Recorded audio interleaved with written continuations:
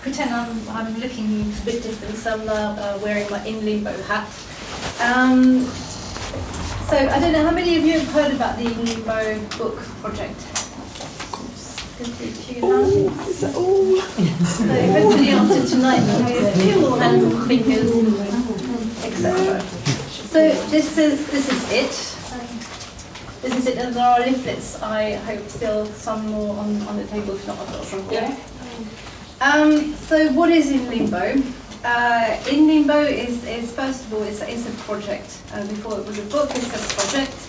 And it was an idea that Elena Remigi, who is an Italian interpreter who's been living in the UK for a very long time, she felt that a lot of our voices weren't heard properly. There was a lot of distress since the referendum, and she felt that if they were collected under one roof as one big testimony, it would have a really powerful impact. So, and also she realised that most people, especially politicians, but not just politicians, didn't really have any understanding of the uncertainty and the discrimination that many of us were facing as a result of the Brexit vote. So she decided that this collection of testimonies needed to be made as widely available as possible to decision makers, to the general public. So in March 2017, she started a Facebook group called Our Brexit Testimonies. So if you have a look on Facebook, or if you do Facebook, go and have a look. So she started this group with the help of a couple of people. One was Tim Sykes, who is an editor, and excuse me, and Véronique Martin, who is a French fiction writer, and has also been in the country for actually about the same as me, about 30 years. And they've been helping this work with a really dedicated team of moderators, and in less than a month the group had grown to over 1,000 members. So the book, it's about individuals whose lives have been interrupted, plunged into limbo by political events that few had anticipated. It portrays them as citizens at home in the European Union until the rules suddenly changed. So there are also a few testimonies in the book from British citizens in the EU. And the book has been extremely successful in many ways. In less than 2 months, it took less than 2 months to put it all together. So it was quite a remarkable feat of energy and passion that went into this. And it was, Elena put it through Amazon because that was the quickest way of getting it done. And I have to say, it's pretty good work they've done, much better than the usual self-publishing jobs. We've now got a new publisher. The idea was to start with Amazon, move it to publishers so that it can go to shops, because that's another way of reaching out to a much bigger public. This is a not-for-profit venture. This is really important. This isn't about making money. This is about making sure that all these voices are heard very widely. So the money is used to reprint the book, and the book has gone to all the heads of states in the European Union, to MEPs, to MPs, to anybody who's got any kind of a little bit of influence or in some way or other. We've used it a lot in lobbying work, and the 3 Millions picked it up, and we're supporting it.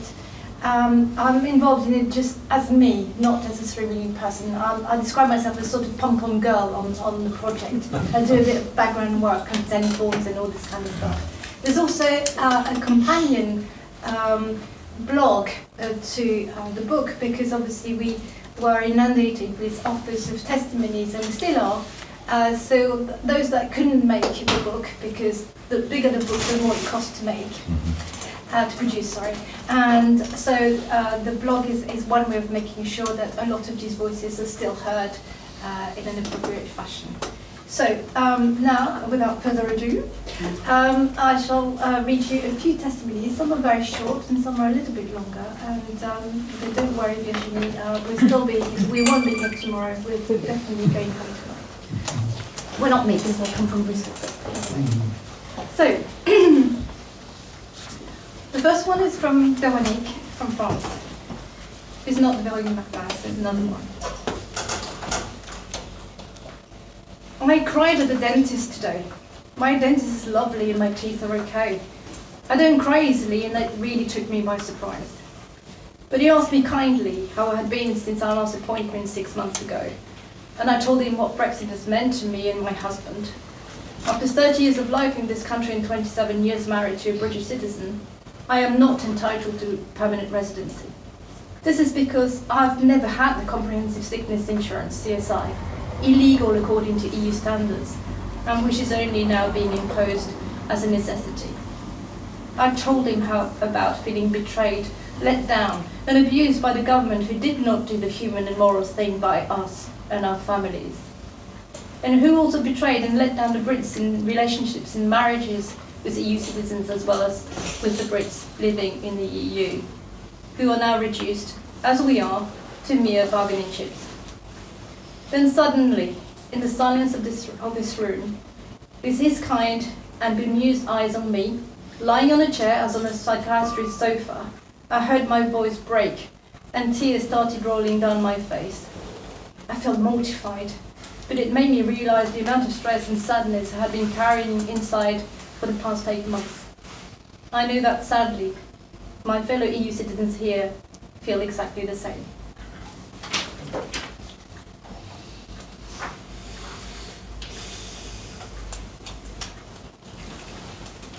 This second testimony is from somebody called Roelof Bakker from the Netherlands. It's got a title, which is quite rare in the book, and it's called From Today, I'm Only Passing Through. I now live in a country which officially doesn't have my interests at heart. The government has decided to use my presence in the UK as a means to negotiate a better deal. Let's get this straight. From today I'm a piece of bargaining fodder, not a person made of flesh and bone, not a life entrenched in the tapestry of this country for over 32 years. Yesterday I called this country home. Home is about respect, about belonging, about feeling safe and valued, about being 100% welcome. But today I don't feel welcome. I've been stabbed in the back, lied to, and lied about. Thanks for asking. No one ever asks. But no, I don't feel safe or valued anymore. I won't be able to call this country home again.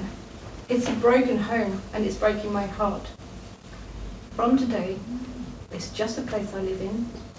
I'm only passing through.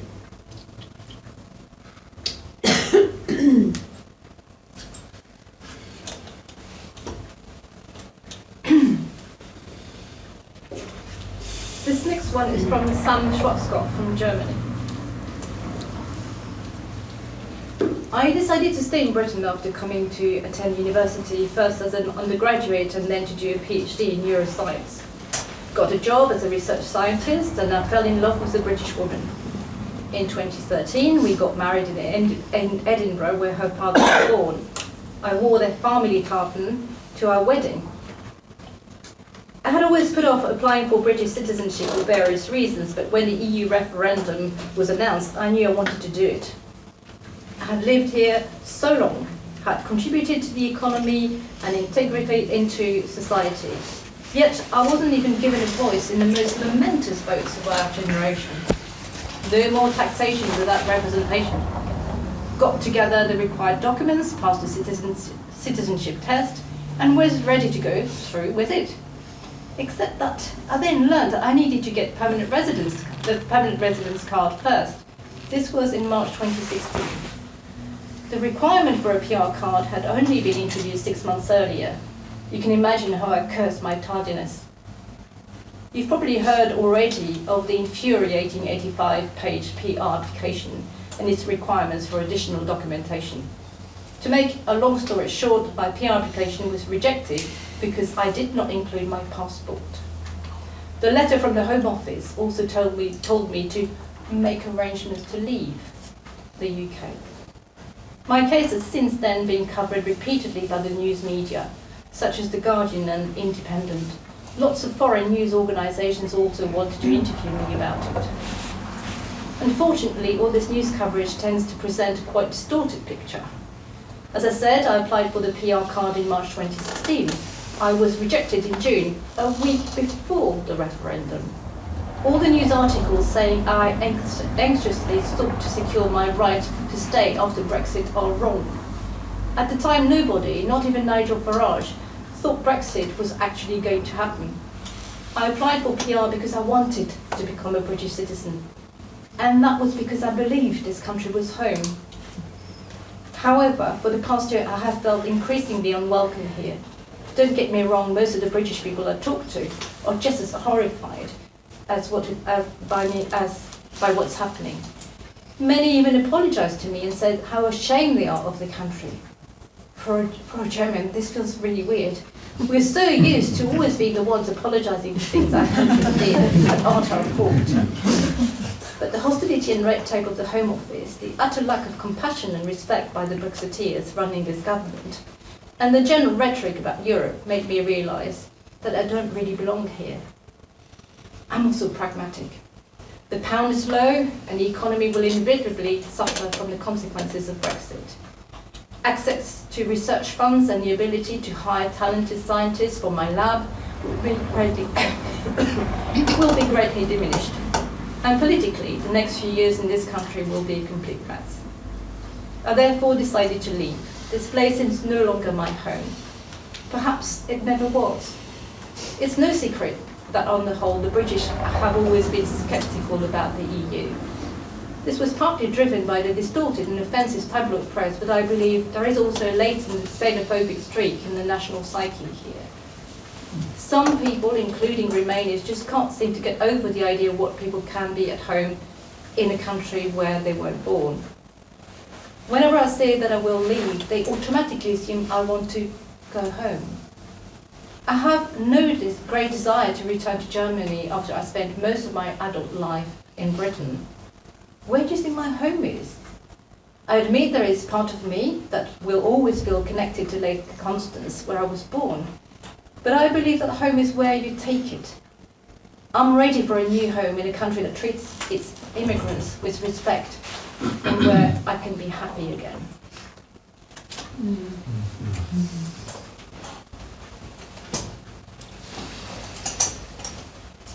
This next one's from Ellie Wright, who comes from the Netherlands.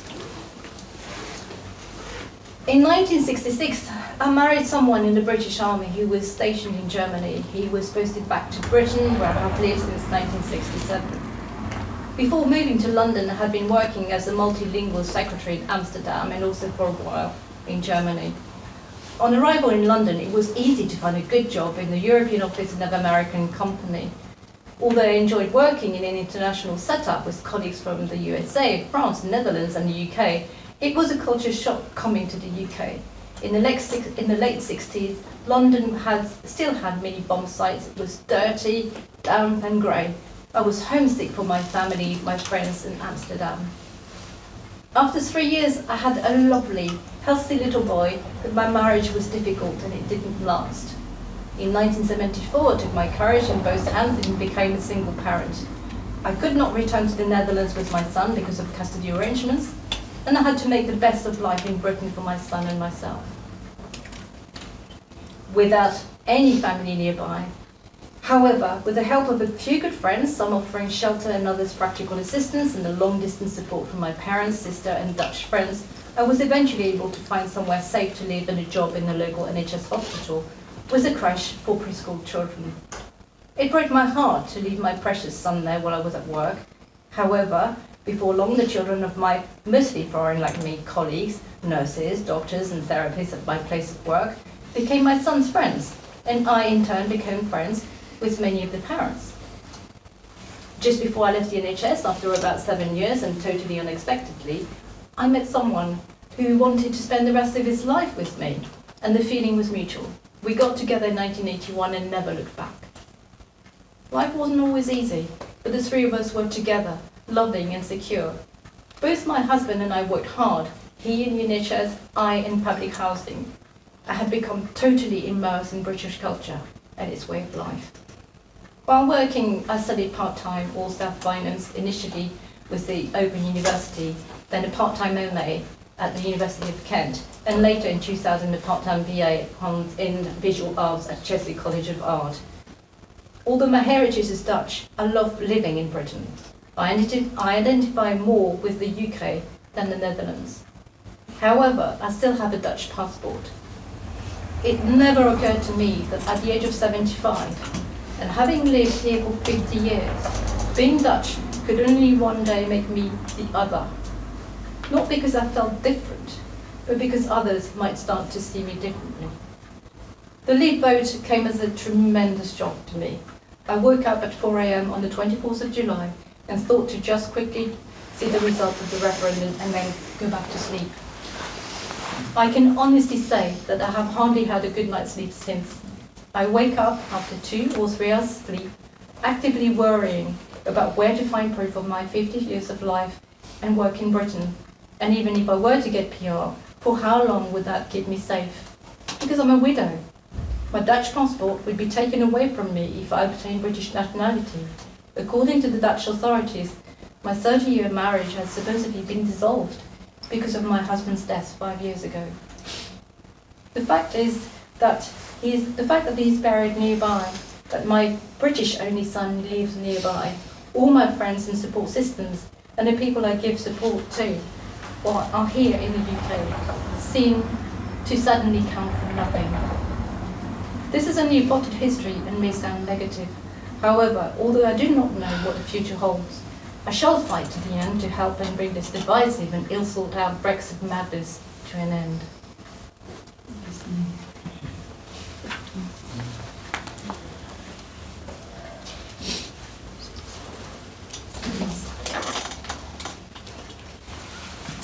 This next one is mine. Autumn 1974. A little seed that was planted during the summer is starting to find its way to my heart. I'm 13 years old. Autumn 1977. That's it. I know. I just know. Live in England is what I want to do at some point, but the sooner the better. Many things feed off and nurture this little seed. Films, Le Taxi Moore, Barry Lyndon, Sunday Bloody Sunday, The Avengers, always since childhood. The Prisoner, a voracious appetite for Sackville, Dickens, Hardy, Trollope, and the modern classics. A complete mishmash of new sounds I bring home by Mike Oldfield. The Rubettes, yeah, them. Queen, combined with religious listening to the weekly charts on radio. And I just know. Come 1983, my first long stay in the UK, teaching for a year. Those months were hard and unhappy overall. Still, the time that followed back in France showed me how much I miss the UK and confirmed my wish, my need to live here. Roll on to the end of 1986 and I move here to stay. How do you explain how or why one is attracted to a language, a country, a culture? Ironically, it's an intangible je ne sais quoi that I knew I should follow and follow I did. I studied English at uni and my MA was on 18th century England, followed by a specialist postgrad degree in English. I certainly wasn't and I'm still not rejecting my French heritage, but I could not go on living in France. It was impossible. I was suffocating. For 30 years now, England, the UK, has been my home. My friends and my family, and most of them also live here. The UK is where I have now spent all my adult life, worked, studied for an MPhil in an English university, loved, unloved, made plans, cried and been happy, in short, lived. I am a European through and through. I was born and brought up in Picardy, where folks have experienced 3 wars in the space of 70 years. This creates a very grounded sense of what Europe can be and do. My grandfather was involved in both the First and Second World War and entirely embraced the European project, which he has always supported in spite of its failings. When I emptied my grandparents' house in 1993, I found over 300 empty jam jars in the attic, which they had kept from the last war. I kept a couple of the lids, and one says, 1 litre, melted butter, 17th of July 1943. This is a poignant reminder of how fragile life can be. They lived the next 45 years convinced there would be another war, and that they should be ready for it. Hence the chance. Europe brought peace instead. On the morning of the referendum, I felt like someone had pulled the rug from under 30 years of my life. Since then, I feel that something has irremediably changed. For someone who spent her life fighting the odds, this was one odd too many. I spent days and days inconsolable. A couple of weeks after the referendum, I realized that in order to survive, apathy was just not an option. I had to act, I had to do something. Shortly after the 3 Million group was born, and the rest of the 3 Million's history. I have invested every single waking hour in this fight, and most of my nights reenact my waking hours in funny ways. But I still do not know whether I will be allowed to stay in the UK. Whenever I consider all my options, including moving to another EU country or trying France again, I can feel my heart tear to bits. Home is here. How do you disentangle from 30 years of life? My life is not a trade deal to be negotiated, despite what some would have you believe. And yet, my funny life story means the Home Office probably won't like it. And when I do apply, and if and when I do apply for the dreaded PR certificate, my chances of getting it are slim. My employment history has been rocky due to life circumstances, not the sort of ideal applicant Home Office is looking for. Friends have been supportive, including the Leave supporters in various degrees of blissful denial of the facts. I'm hanging on in there, but I have no clue what tomorrow is made of. I want to do a Bobby Ewing and wake up from what surely is a dreadful nightmare of ginormous proportions. Often I just feel like I'm acting out the words of Stevie Smith's poem, not waving but drowning. And yet, every day, I keep trying, I think. How long for, I don't know. All I know is that this whole story mess, and insane mess has to stop.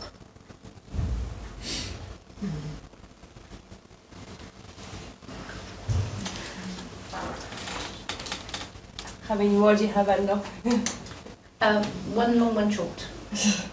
You were saying if we could stop at past, do you think we can get there? Yeah. Before people start. Okay, then I'll go to French and I'll find, which is a poem, which is very short. I really like it actually. It's called Us and You. We want to be rid of people like you, just like you, but not you. You can stay, your furniture, your post welcome here. We want to be rid of people like you, just like you, but not you. You can pick my fruits, you can pour my coffee, you can care for my mum. We want to be rid of people like you, just like you, but not you. So I will buy us a proper pint to celebrate our post-friendship. Can't you reach a state of post-hurt?